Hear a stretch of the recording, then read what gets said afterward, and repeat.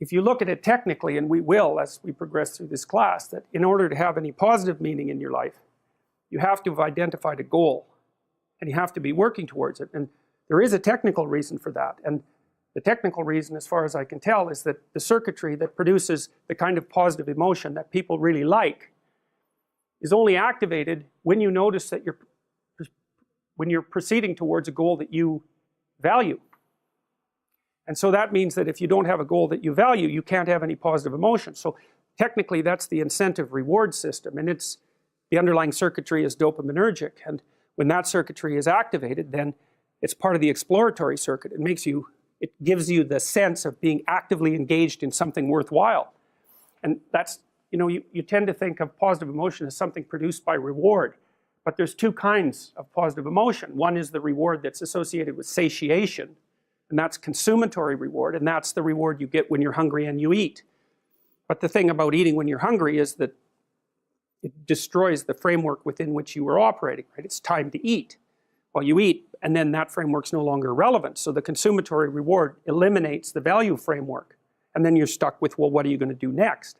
And so the consummatory reward has with it its own problems, but the incentive reward is constantly what keeps you moving forward. And incentive reward, because it's dopaminergic, also is analgesic, literally analgesic. So if you're in pain, you take opiates, and that will cut the pain, but so will psychomotor stimulants like cocaine or amphetamines. And so it's literally the case that if you're engaged in something that's engaging and you're working towards a goal, that you're going to feel less pain. And you can see this happening with athletes who, they'll break their thumb or something, or maybe sometimes even their ankle, and they'll keep playing the game. Of course, afterwards, they're suffering like mad, but the fact that they're so filled with goal-directed enthusiasm means that, well, the pain systems are in some sense shut off. So that's an interesting thing, because what it suggests, then you could imagine, I might say, well, how happy are you that you've made a certain amount of progress? And if you think about it, what you'd say is, well, it depends on how much progress and in relationship to what. So hypothetically, you're going to be happier if you've made quite a bit of progress towards a really important goal.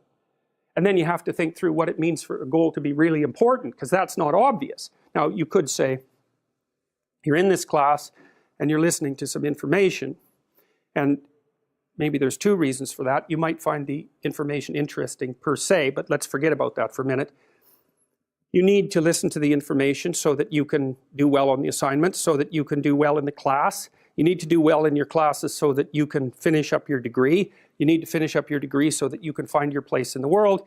You need to do that so that you're financially stable, and maybe you can start a family and have a life, and that's all part of being a good person, something like that. And so that's a hierarchy of goals, and you might say that being a good person would be the thing, however vaguely thought through, that's at the top of that hierarchy.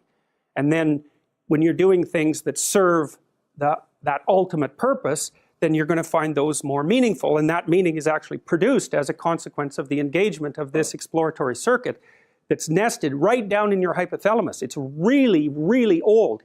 It's as old as thirst, and it's as old as hunger. It's really an old system. And so you want to have that thing activated. At least